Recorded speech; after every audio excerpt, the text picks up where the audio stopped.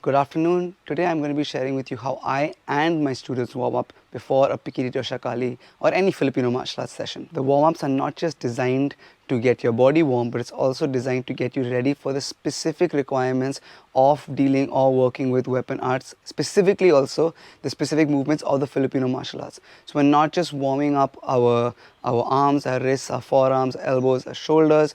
We're also going to be warming up using footwork. We're also going to be warming up our brains with specific coordination exercises, which again is just going to make your practice a lot easier and a lot more fulfilling.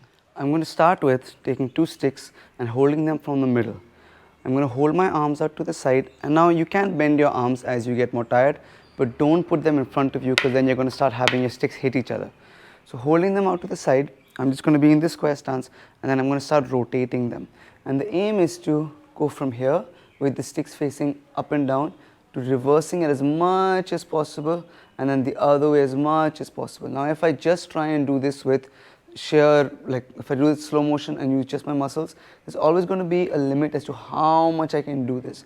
But I'm trying to warm up my wrists, my elbows, my shoulders, while also strengthening everything in my forearms. And so I want sort of this whipping motion, which is going to give me a lot more range of motion than if I just try to use my muscles, right? So don't go slow, don't limit the range of motion, try and go as much as you can, as much down as you can. Let it whip your arm around, and the other way as well. From here I'm going to do 100 of these. If you get tired, you can bend your arms, but it sort of reduces your mobility a little bit because now you no longer can engage the shoulder in the same way.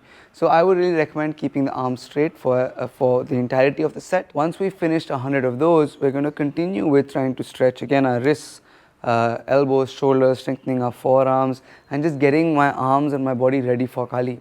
But slowly, we're also going to start adding in more and more coordination-based exercises, because especially for weapons, not only do you need to coordinate both your hands, but you also need to coordinate what your weapons or your hands are doing with your footwork, because footwork, as you know, is hugely important in the Filipino weapon arts and in just the weapon arts in general. So I'm going to do a drill which has 3 parts.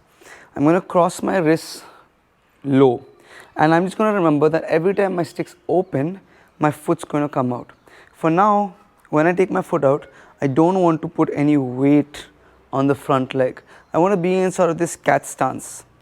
But the main aim I'm trying to do is to teach my body to sink on the back leg. Sink, not to stick my bum out, but to sink down. Because again, this sink is going to become really important later on when it comes to me controlling my weapon.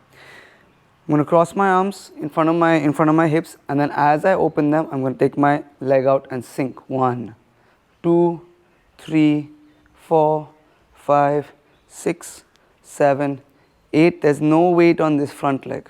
I'm sinking completely on the back leg. 9, 10. So I'm going to do this 30 times.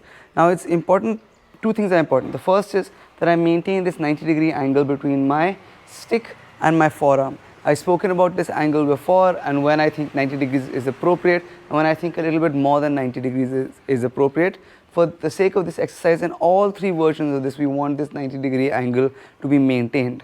That's the first thing. The second thing is, again, I'm trying to get my tip to face down, and even when I open my wrists, I want to get my tip to face down. Now, if I just use my muscle, my tip is always, at least I don't have very flexible wrists.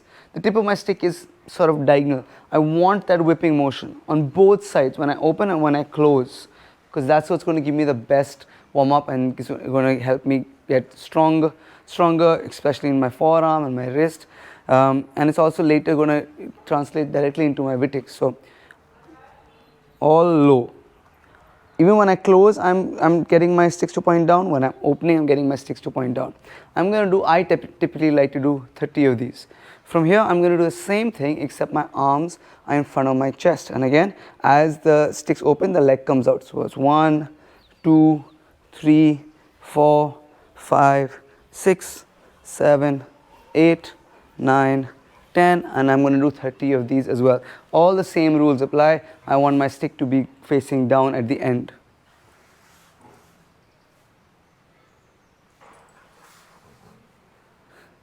If you can, please ignore my dog at the back. I have no idea what's going on right now.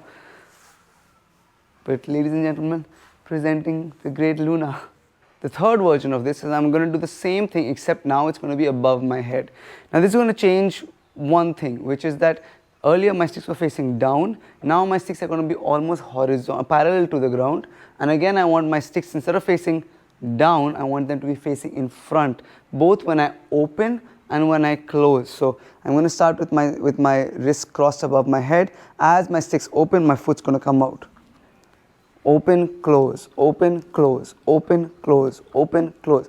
And again, I'm relying on the whipping motion of the stick to get it to come all the way front, all the way around. Because if I just try and use muscle, it's not going to go more than this. But if I whip it, I'm going to get that extra little range of motion. And so I'm going to do 30 of these as well. So 30 low, 30 medium, 30 high. The next thing I typically like to do, whether I'm training by myself or I'm teaching my students, is now start to dial in more combat oriented movements, but still find a way to bring myself into that flow state. So the way that I usually do this is I will go use my ranging footwork. If you've been following us for a while, you know how much I love this pattern of footwork. I'm going to go 45 degrees to the front, 45 degrees to the front, 45 degrees to the back, 45 degrees to the back, and depending on the variation, you can go side and you can go side. We have a single step and a double step variation of this, following the same angles.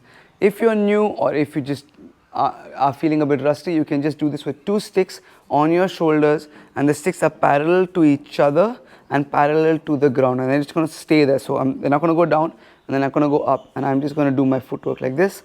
But typically what I like to do is, instead of just keeping my sticks here, I like to go my basic angles on both sides, because now I'm working coordination between my hands, I'm working my basic strikes, I'm working my basic loading positions, but I'm also working the coordination between my footwork and my hands.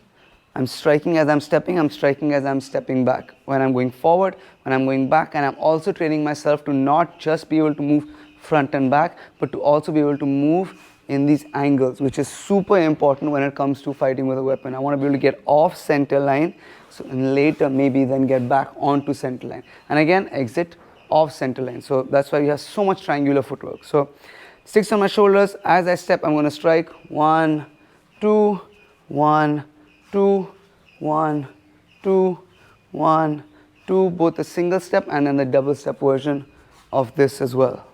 2, 1, 2, 1, 2. I would typically do about 4 to 5 minute round of this. Again, when I'm training by myself, I don't like to set timers, I don't like to go by reps. Instead, I'll play a song, and then until the song finishes, I'm doing one particular drill. This frees my mind up from having to count the number of reps or to have to keep checking my watch, and then now my freed mind can pay more attention to what specifically I'm doing within the drill. Some things I want to try and avoid. The first is I don't want to be tired by the end of my warm-up. The point of my warm-up is not to tire me, it's to prepare me to train.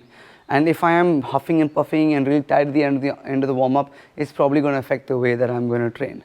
The next thing I also want to do is that I want my warm-up to be specific towards what I am trying to do. So if I'm training Muay Thai or a kickboxing class, but I'm warming up in a way that is designed for Pekiti, it's not going to help. Similarly, if I am working towards a Pekiti class, but I'm warming up in the way I would for boxing, it's not going to translate. So I want to warm up in a way that's going to suit whatever art or whatever activity I am about to do. And so for Pekiti Tirsia, this is the warm up that I like to do, whether it's by myself or whether it's someone I'm training. Thank you guys so much for watching. If you liked what you saw, if you learned from what you saw, please do like and share this video. Please do subscribe to the channel. If you have anything to add to the discussion or any video requests, please leave that in the comments down below. It helps out the school and the channel a lot. A huge thank you to all of our patrons. Thank you so much for your support.